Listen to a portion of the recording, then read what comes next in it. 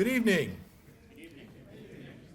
I am Chris Shipper, and I serve as the Foundation's board chair. And on behalf of our board of directors, welcome to our 49th annual meeting. Thank you for joining us tonight to celebrate 2025 and look a little bit forward to 2026. Through the Foundation, individuals, families, and organizations came together to provide positive and lasting change in our community, and to do more together than we could do alone. In our last fiscal year, we partnered to invest over $2.5 million in grants to nonprofit organizations, which is, thank you, a remarkable achievement. This included more than $1.6 million of board-directed funds to local nonprofits made up through carefully vetted and strategic grants, with over $1 million in our annual grant cycle, plus additional investments of $600,000 in scholarships for local students, emergency financial assistance to our neighbors, grants from special funds like the Young Philanthropist Fund run by New Canaan High School students, as well as the Community Behavioral Health Fund, which you'll hear more about tonight. The remaining $900,000 went to local and national grants from donor-advised funds, as well as distributions from field of interest and designated funds hosted by the Foundation. So we are grateful for all the support and all the ability to support organizations in our community. Our annual spring luncheon this past year featured Tara Westover, author of Educated, in conversation with New Canaan's own Jane Williams. The event was co-chaired by the wonderful Sarah Casey and Annalisa Blevins, and shone a light on our early childhood work, investing in our local community's youngest families and children. As a result, we were able to increase our investments in this area and plan to continue that growth in the coming years. We are deeply grateful. You are our friends and advocates, and our work simply would not be possible without this tremendous family of givers. Thank you. We are about to kick off our annual grant cycle again, where we vet local organizations seeking funding for a wide variety of work, everything from arts to education to seniors, the environment, and so much more. Over the next few months, just about 100 people from across our community will mobilize to steward our grant process and vet more than 100 organizations that seek our collective support. That work is not possible without you. Thank you for your generous support of the Community Foundation, and through us, the organization providing much needed services and making our community a vibrant place. And also thank you to a fantastic group of people who served on our annual appeal committee, and especially our amazing appeal co-chairs, Kathy Audis-Capertas, Carolyn Crisafulli, and Peter Herbert. Our volunteers make a huge difference to reach out to their friends and neighbors, sharing why it's so important to provide local giving. And thank you to all of you who gave to the annual appeal. We saw tremendous generosity at year end and still welcome your support, as all funds we raise will help us respond further to key issues in our community. We are so deeply grateful and are ready to put your dollars to good work. I must also thank my fellow board members, our terrific board, 23 strong, who lead the Foundation's work. We were also pleased to have two great board members join us this past year, Sarah Casey and Ann Wagner. Thank you for serving on behalf of your community. And lastly, we want to recognize Eileen Boyd and Dan Rashin, wonderful members of our board who completed their service this past year. I conclude with gratitude for your Foundation support. And I'd like to now introduce John Sheffield, our treasurer and chair of the Finance Committee, to provide you with an overview of the Foundation's finances. Thank you all.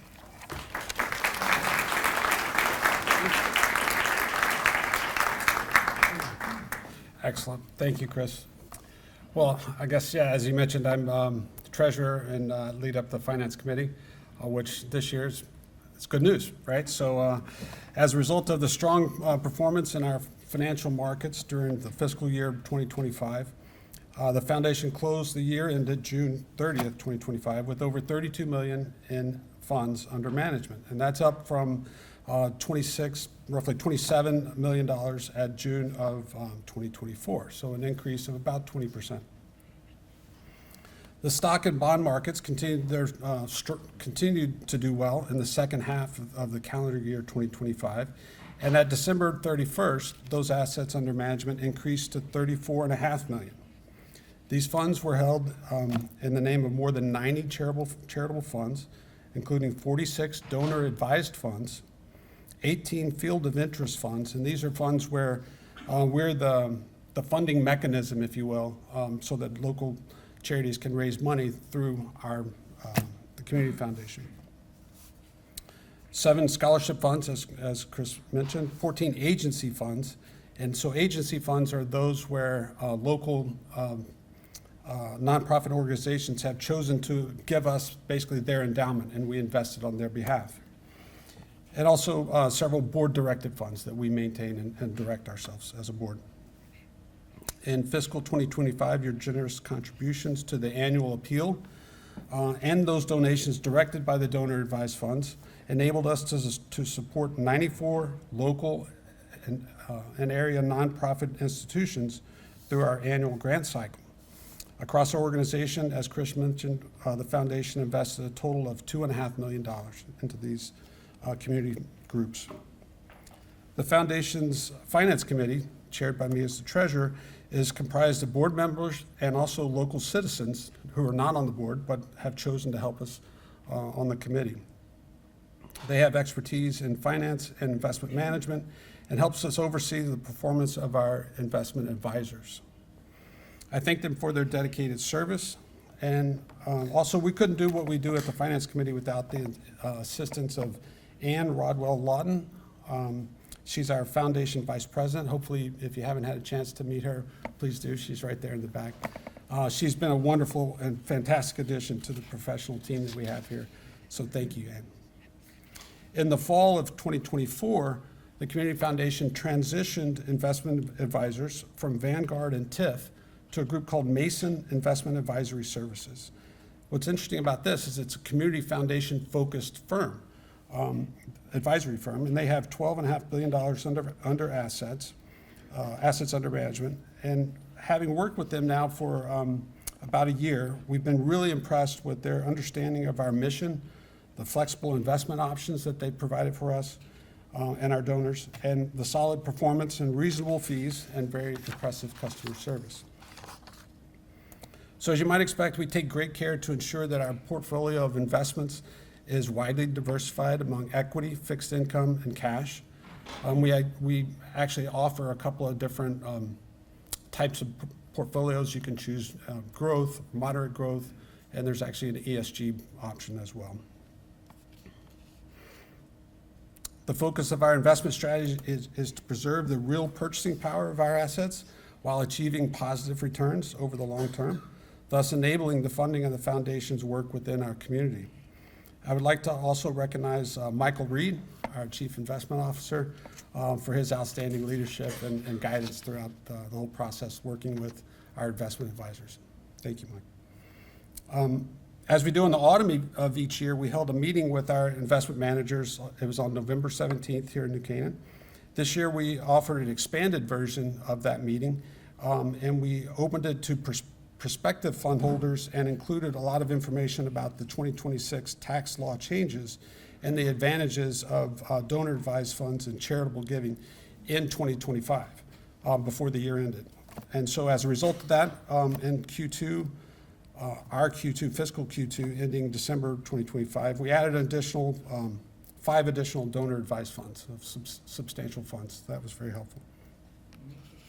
This was also an opportunity for representatives of our donor-advised and agency funds to speak directly with Mason and ask a number of questions. The meeting was well attended with over 50 individuals present, and we had good discussion and Q&A session.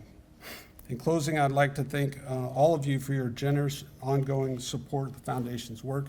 Without you, we couldn't do what we're doing here. I look forward to hearing from some of the other groups that we support. It's now my pleasure to turn it over to Lauren Patterson, who's the President and CEO of the Community Foundation.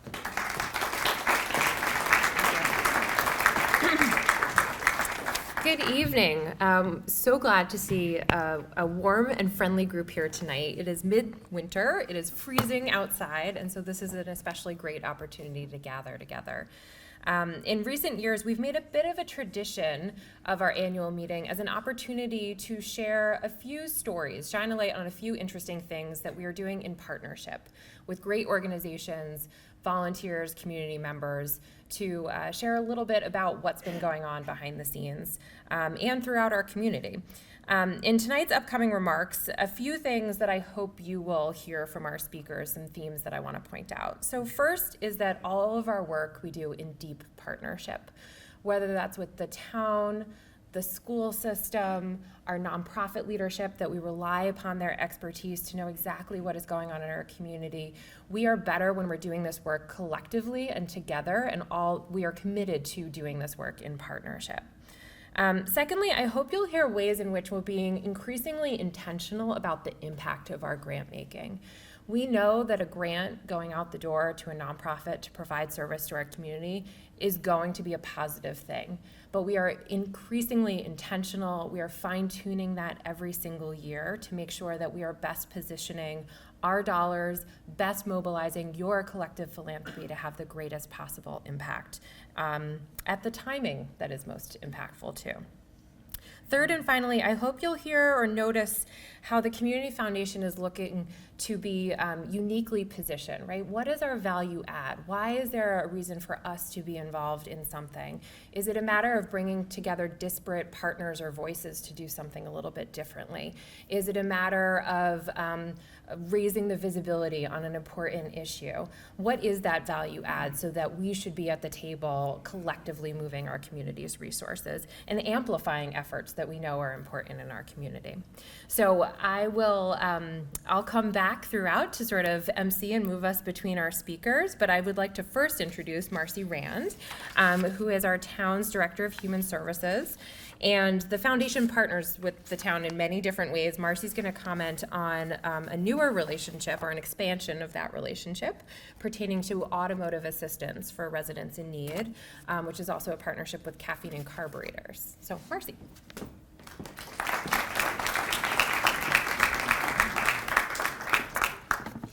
Good evening, everyone. As a social worker, I am used to a captive audience of one, so this is it's a big group, and I also realized that I probably should have taken my public speaking class in college a little more seriously, but thank you for having me tonight. I'm honored to share a program that is truly making a difference in our community. The Caffeine and Carburetors Automotive Assistance Program, spearheaded by Doug Zumbach and Claire Drexler, and tonight I also realize that Tucker Murphy is an active part in this great idea. This initiative beautifully combines a love of cars with a deep commitment to helping people. Through a partnership between the New Canaan Community Foundation, CNH Auto, and New Canaan Human Services, this program provides up to $1,500 in essential car repairs for residents facing financial hardship. Residents will qualify through our Human Services Financial Assessment Program. For many families, a reliable vehicle is not a luxury. It's really a lifeline. It means getting to work, taking children to school, and making it to critical medical appointments. Since launching in April of 2025, the program has funded 11 grants, and on several occasions, the New Canaan Community Foundation has stepped in with additional support through the Touch a Life grant to cover more complex repairs.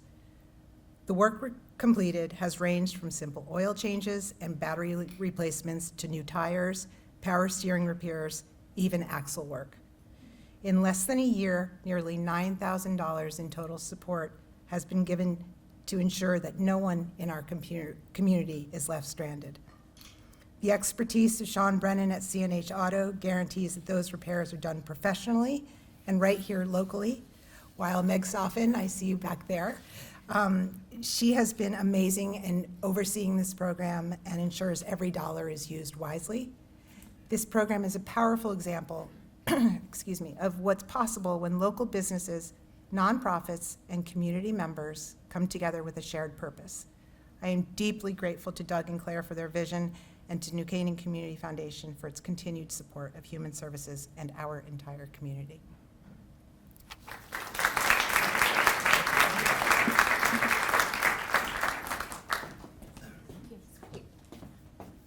Thank you, Marcy.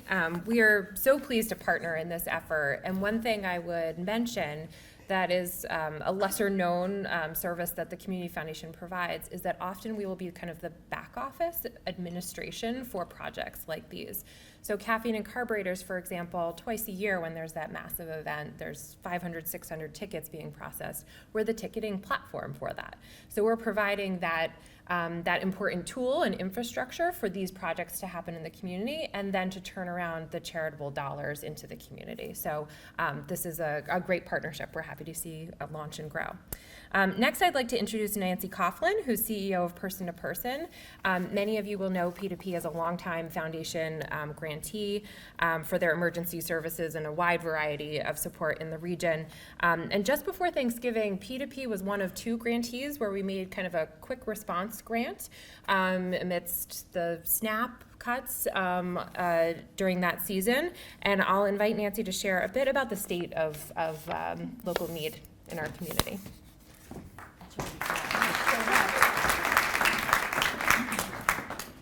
Thank you so much for inviting me to join you this evening. This is really, truly an honor. We are so incredibly grateful for this partnership and for living and working and existing in this community, the greater Fairfield County community that is so grateful and so committed to helping each other and being generous and really looking out for each other. Particularly, I think in the world today, we all just, it's very special to feel part of a community that you feel like people really do care. So we are incredibly grateful. We love this partnership, and I'm very, very honored to be here tonight. Person to Person, for anyone who's not familiar with us, is a nonprofit organization that was founded 57 years ago by the rector of St. Luke's Parish in Darien, and we have grown from that time from a small closet in a church to now an organization that is serving 25,000 people every year with a variety of programs in multiple locations. We have a location in Norwalk, we have a location in Stamford, and we have continue to have our headquarters on the campus of St. Luke's Parish in Darien. And all of our programs are designed to help stabilize people, make sure that people have economic security, stability, and then also to provide them with some options that can help them make long-lasting improvements in their lives. Food is by far our largest program. We are the largest food pantry provider in Lower Fairfield County, providing food to more than 20,000 people, 10,000 people every month in one of our food pantries. Followed by housing. Housing is our second largest program, and as we know, the high cost of housing in Fairfield County is by far the largest driver of what brings people to our doors.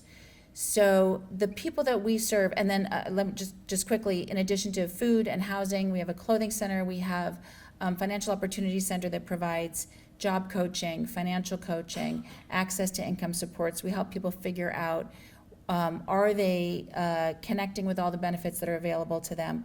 We have college scholarships, we have summer camperships, tremendous need for summer childcare for parents who are working. So when those kids, when summer comes and they're school age, instead of them being home or doing nothing or being bored, they get to have an enriching experience while their parents continue working. So all of these programs are designed to lift people and give them some opportunities, but make sure that they're stable first. This grant was a rapid response grant. The minute it was clear that we were going to have a government shutdown in the fall, we were inundated. I mean, we were overrun with people who were panicked, trying to stock up as best they could, having no idea how long it was going to be until they were able to fill their shelves again. And this comes against a backdrop where the people we serve don't have $400 in the bank. Living paycheck to paycheck, very, very literally. A car repair can lead somebody to miss work. If they miss work, they don't get paid, they don't make rent. It's very easy for the people we serve to spiral quickly into homelessness and other crises. With the federal changes that have happened, we know that many people who currently are relying on some of these social safety net programs are going to lose access to those. So we have a population of people that are already very nervous, very unsure, and trying to figure out how they're going to care for their families. Some of the people that really stick with me that I've met over the years is one mom in particular who came and needed some help, and her 12-year-old son was standing next to her, and he was just looking straight down, and she was trying to tell me that she didn't have food in her cupboard, and that she clearly didn't want her son to know this, because he would come home after school and she would say to him, "I ate while you were in school. I'm not hungry. Go ahead, eat." He would eat dinner, and she would wait, and if there was anything left, she would eat. And if there wasn't anything left, and if any of you have 12-year-old boys, sometimes there's nothing left, she wouldn't eat. But this boy knew that he was in a position where he had to help his mom. And he was a kid. And he was taking all of that responsibility in, and she was taking all that responsibility in. So the emotional toll is very, very large, which is where this amazing grant comes in, because with this money, we were able to rapidly get food out to people who needed it, and there were a lot. We were very grateful that the government shutdown actually didn't last that long. The state stepped in. People did get their SNAP benefits within about 5 days, but it didn't stop the panic that all of those people faced, not knowing if it was going to happen again. And knowing also, if it happened once, it could happen again. And so the level of fear was very, very palpable. We were able to come in and say, listen, we're here, we're going to help you. You come down, you just walk in, we got you covered for today. Like, we'll see what happens next year, but right now, we're making sure that everybody's all set. So not only were we able to make sure that people had healthy food, access to healthy food, safe, stable housing, but to have a little bit of peace of mind that they don't have to go through this on their own. And when we do that, when we say to them, you don't have to go through this on your own, we're here with you, what that means is all of you are behind me. All of you are here with us, because that's what makes it possible. So I want to express my gratitude to this amazing community for making sure that everybody, all of our neighbors, everybody who's struggling is safe, has a nice warm place to stay, has heat and lights on, and healthy food on the table. So thank you.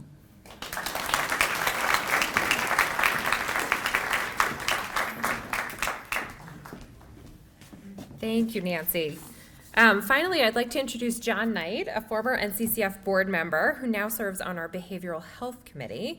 And at the end of this past calendar year, we mobilized some new grants from the Community Behavioral Health Fund, and John will describe that work. Sure. Thank you, Lauren.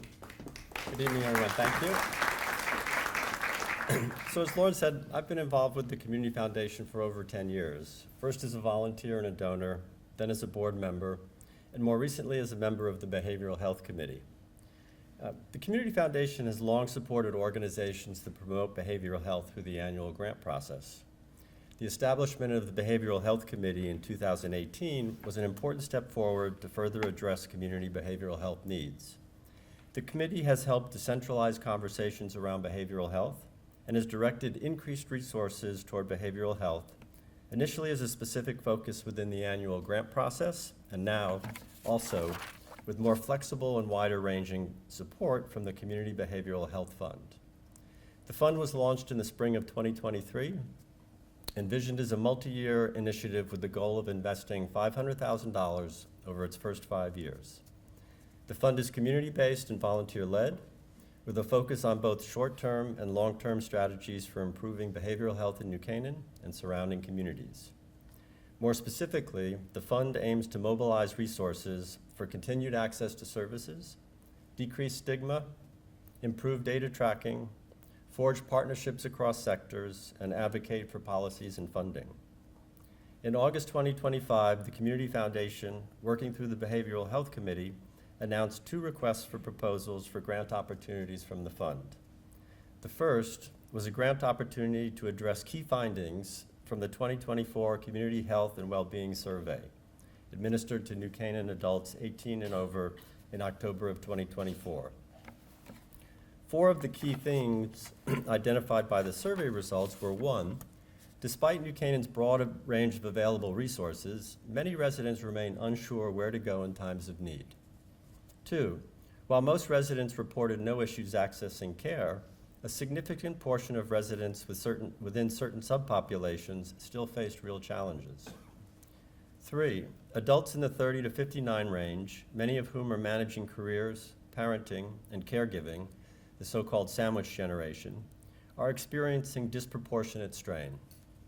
And 4, parents identified their top concerns for their children as emotional well-being, stress, and anxiety. In response to this RFP, 13 grant proposals were received, and the Behavioral Health Committee recommended moving forward with 6 of them for grants totaling $33,275. 2 of them, which represent new initiatives, are: 1, $2,500 to Community Mindfulness Project to launch a series of parent circles of support in New Canaan, which will use mindfulness tools and practices to reduce stress, strengthen emotional regulation, and foster resilience in New Canaan parents.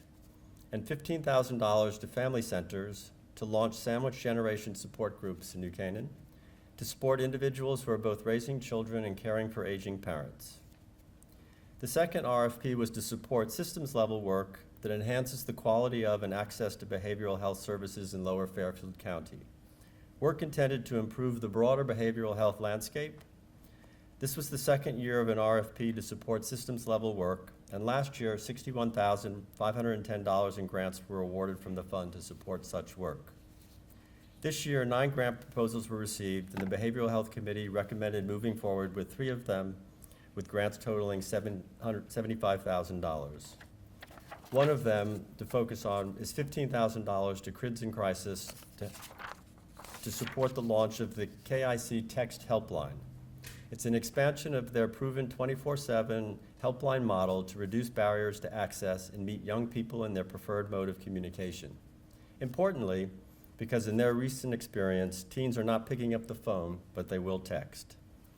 Kids in Crisis serves youth and families across Fairfield County, and other funding for the helpline was expected to come from funders in these other communities. The helpline will be staffed by counselors with strong ties to Fairfield County schools, hospitals, and community resources, ensuring seamless local referrals. Between the 2 RFPs, 9 grants totaling $108,275 were made from the Community Behavioral Health Fund. These grants are intended to supplement the grant making from the Community Foundation's main grant cycle, which will continue to fund programmatic behavioral health work in and around New Canaan. Thank you, and thank you for your support of the foundation.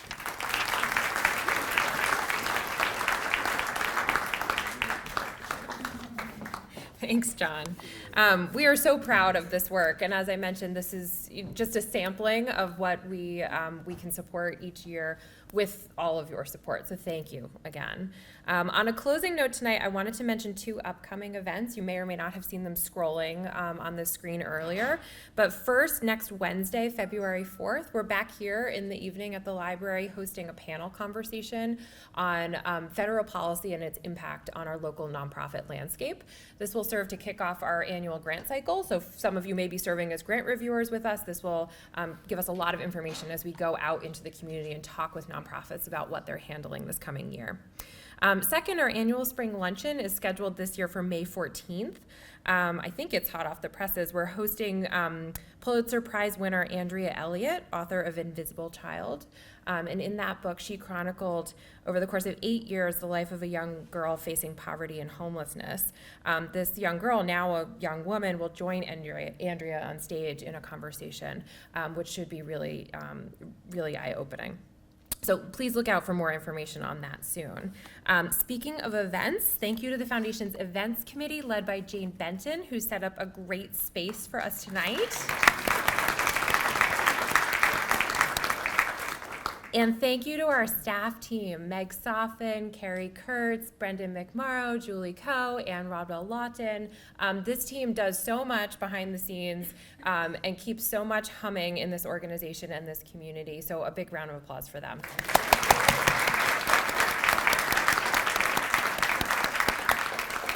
Thank you all again for being our partners and our friends in this work. And we still have plenty of time to mingle and enjoy some food. So talk to you there.